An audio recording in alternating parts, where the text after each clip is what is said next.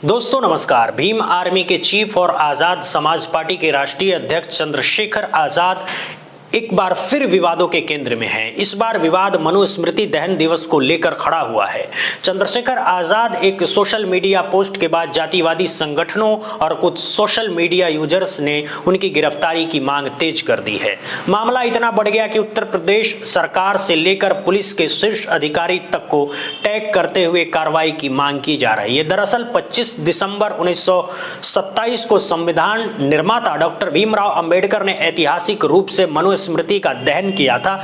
यह घटना भारतीय सामाजिक आंदोलन के इतिहास में एक निर्णायक मोड़ मानी जाती है। मनुस्मृति, जिसे जातिगत भेदभाव और सामाजिक असमानता का प्रतीक माना जाता है, उसके विरोध में बाबा साहब द्वारा किया गया ये कदम आज भी दलित, पिछड़े और वंचित समाज के लिए संघर्ष और असमानता का प्रतीक है। इसी ऐतिहासिक घटना की स्मृति में हर साल 25 दिसंबर को मनुस्मृति दहन दिवस मनाया जाता है। यह दिन सामाजिक समानता, न्याय और संवैधानिक मूल्यों के प्रति प्रतिबद्धता का प्रतीक माना जाता है। इसी अवसर पर चंद्रशेखर आजाद ने 25 दिसंबर को अपने सोशल मीडिया अकाउंट से एक पोस्ट साझा की। इस पोस्ट में उन्होंने संविधान में आस्था रखने वाले देशवासियों को मनुस्मृति दहन दिवस की शुभकामनाएं दी। साथ ही उन्होंने प्रतीकात्मक रूप से मनुस्मृति दहन की एक तस्वीर भी साझा की। हालांकि उनकी इस पोस्ट के बाद विवाद शुरू हो गया। कुछ जातिवादी संगठनों और सोशल मीडिया यूजर्स ने इस पोस्ट को धार्मिक भावनाएं आहत करने वाला कृत्य बताया। उनका कहना है कि मनुस्मृति उनके लिए आस्था का विषय है और उसका दहन या उसके समर्थन में की गई कोई भी बात उनकी भावनाओं को ठेस पहुंचाती है। विरोध करने वालों ने सोशल मीडिया पर अभियान चलाना शुरू कर दिया। कई यूजर्स ने उत्तर प्रदेश सरकार, DGP, ADG, law and order और स्थानीय पुलिस अधिकारियों को टैग करते हुए चंद्रशेखर आजाद की तत्काल गिरफ्तारी की मांग की है। कुछ पोस्ट में चेतावनी भरे और उग्र शब्दों का भी इस्तेमाल किया गया है, जिससे माहौल और तनावपूर्ण हो गया है। वहीं दूसरी ओर चंद्रशेखर आजाद के समर्थकों और दलित संगठनों ने इस विरोध को संविधान और अभिव्यक्ति की स्वतंत्रता पर हमला बताया है। उनका कहना है कि मनुस्मृति दहन कोई नया या गैर कानूनी कृत्य नहीं है, बल्कि ये एक ऐतिहासिक और वैचारिक विरोध का प्रतीक है, जिसकी शुरुआत स्वयं डॉक्टर अंबेडकर ने की थी। समर्थकों का तर्क है कि जब बाबा साहब अंबेडकर ने मनुस्मृति को सार्वजनिक रूप से जलाया था, तब उसका उद्देश्य किसी धर्म का अपमान करना नहीं, बल्कि जातिवादी और अमानवीय प्रथाओं का विरोध करना था। आज उसी विचारधारा को आगे बढ़ाते हुए यदि कोई नेता या संगठन मनुस्मृति दहन दिवस मनाता है तो उसे अपराध की श्रेणी में नहीं रखा जा सकता। इस पूरे विवाद ने एक बार फिर से देश में संविधान बनाम मनुस्मृति की बहस को तेज कर दिया है। एक तरफ वे लोग हैं जो संविधान को सर्वोच्च मानते हैं और सामाजिक समानता की बात करते हैं, तो दूसरी तरफ वे संगठन है जो मनुस्मृति को परंपरा और आस्था से जोड़कर देखते हैं।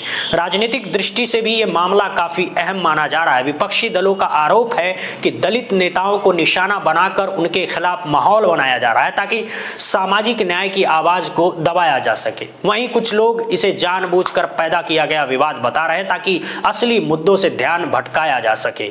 उत्तर प्रदेश की राजनीति में चंद्रशेखर आजाद एक उभरता हुआ चेहरा है और उनकी लोकप्रियता खासकर युवाओं और वंचित वर्गों में लगातार बढ़ रही है। ऐसे में उनके खिलाफ गिरफ्तारी की मांग को कई लोग राजनीतिक दबाव और डर की राजनीति के रूप में भी देख रहे हैं। फिलहाल प्रशासन की ओर से इस मामले में कोई स्पष्ट बयान सामने नहीं आया है। पुलिस स्थिति पर नजर बनाए हुए और सोशल मीडिया पर फैल रही पोस्ट की निगरानी की जा रही है। सवाल यह है कि क्या यह मामला कानूनी कार्रवाई तक पहुंचेगा या सिर्फ सोशल मीडिया तक सीमित रहेगा। लेकिन इतना तय है कि मनुस्मृति दहन दिवस को लेकर उठे इस विवाद ने एक बार फिर भारतीय समाज के भीतर मौजूद जाति समानता, संविधान और अभिव्यक्ति की आजादी जैसे मुद्दों को केंद्र में लाकर खड़ा कर दिया है। आने वाले दिनों में यह देखना दिलचस्प होगा कि यह विवाद किस दिशा में जाता है और इसका राजनीतिक व सामाजिक असर कितना गहरा पड़ता है। जबकि समर्थकों का तर्क है कि यह पूरा मामला बाबा साहब डॉक्टर भीमराव अंबेडकर के सामाजिक न्याय के संघर्ष की विरासत से जुड़ा हुआ है और यह विरोध पूरी तरह संविधान के दायरे में किया गया प्रतीकात्मक प्रतिरोध है। समर्थकों का कहना है कि मनुस्मृति दहन किसी व्यक्ति, धर्म या समुदाय के खिलाफ नहीं, बल्कि उस सोच और व्यवस्था के खिलाफ है जिसने सदियों तक एक बड़े तबके को हाशिए पर रखा। गौरतलब है कि चंद्रशेखर आजाद एक निर्वाचित सांसद हैं और दलित बहुजन समाज के अधिकारों की आवाज के रूप में वे देश भर में लगातार सक्रिय रहे हैं। चाहे दलित पीड़ित के मामले हो, संविधान की रक्षा की बात हो या फिर वंचित समाज के हक की लड़ाई, चंद्रशेखर आजाद हर मोर्चे पर मुखर दिखाई देते रहे हैं। समर्थकों का यह भी कहना है कि आजाद की राजनीति सड़क से संसद तक सामाजिक न्याय की बात करती है। यही कारण है कि हालिया वर्षों में उनका राजनीतिक कद और ज्यादा जनाधार लगातार बढ़ा है। खासकर युवाओं, दलितों, पिछड़ों और अल्पसंख्यकों के बीच उनकी लोकप्रियता ने कई पारंपरिक और जातिवादी ताकतों को असहज कर दिया है। इसी बढ़ते जनाधार के साथ साथ उनके विरोधी भी पहले से ज्यादा आक्रामक होते चले गए हैं। सोशल मीडिया पर ट्रोलिंग, धमकियां और गिरफ्तारी की मांग को समर्थक एक सुनियोजित अभियान बता रहे हैं। उनका आरोप है कि जब भी सामाजिक न्याय की राजनीति तेज होती है तब ऐसा विवाद खड़े किए जाते हैं ताकि असली मुद्दे से ध्यान भटकाया जा सके। अब इस पूरे मामले में सबसे बड़ा सवाल ये खड़ा हो गया है कि क्या उत्तर प्रदेश पुलिस चंद्रशेखर आजाद के खिलाफ कोई कानूनी कार्रवाई करेगी या फिर इस पूरे प्रकरण को अभिव्यक्ति की स्वतंत्रता और ऐतिहासिक प्रतीकात्मक विरोध के रूप में देखा जाएगा। कानून के जानकारों का कहना है कि भारत का संविधान नागरिकों को विचार और अभिव्यक्ति की आजादी देता है। अगर कोई कार्य ऐतिहासिक संदर्भ और वैचारिक विरोध के तौर पर किया गया है और उससे किसी तरह की हिंसा या कानून व्यवस्था की स्थिति उत्पन्न नहीं होती तो उस पर आपराधिक कार्रवाई करना अपने आप में कई सवाल खड़े करता है।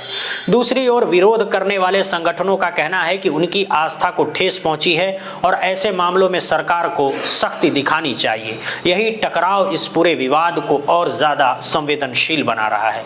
इसी बीच सोशल मीडिया पर मिल रही धमकियों को लेकर चंद्रशेखर आजाद की सुरक्षा को लेकर भी सवाल उठने लगे हैं। समर्थकों का कहना है कि एक निर्वाचित सांसद और बड़े जनाधार वाले नेता को इस तरह खुलेआम धमकी मिलना बेहद गंभीर मामला है। प्रशासन की जिम्मेदारी है कि वो न सिर्फ कानून व्यवस्था बनाए रखे बल्कि उनकी सुरक्षा भी सुनिश्चित करे। दलित संगठनों और मानवाधिकार कार्यकर्ताओं ने भी इस मुद्दे पर चिंता जताई है। उनका कहना है कि अगर लोकतंत्र में सामाजिक न्याय की बात करने वालों को डराया जाएगा, धमकाया जाएगा या उनकी आवाज दबाने की कोशिश होगी तो ये लोकतांत्रिक मूल्यों के लिए खतरनाक संकेत है।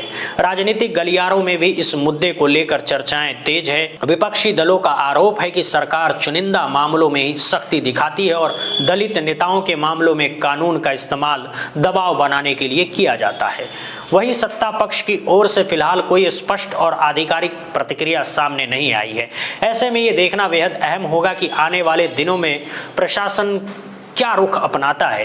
क्या ये मामला सिर्फ सोशल मीडिया बहस है और राजनीतिक बयानबाजी तक सीमित रहेगा या फिर कोई कानूनी कार्रवाई की जाएगी।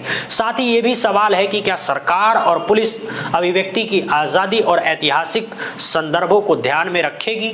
कुल मिलाकर मनुस्मृति दहन दिवस को लेकर उठा ये विवाद केवल एक सोशल मीडिया पोस्ट तक सीमित नहीं है। ये विवाद दरअसल संविधान बनाम जातिवादी सोच, अभिव्यक्ति की आज़ादी बनाम दमन और सामाजिक न्याय बनाम परंपरागत सत्ता संरचना की बड़ी बहस का हिस्सा बन चुका है। आने वाले समय में इसका असर न सिर्फ राजनीति पर पड़ेगा बल्कि समाज के उस बड़े सवाल पर भी पड़ेगा कि आखिर भारत किस दिशा में आगे बढ़ना चाहता है, संविधान के मूल्यों के साथ या फिर जातिगत भेदभाव की पुरानी सोच के साथ। इस पूरे मामले पर हमारी नजर बनी रहेगी।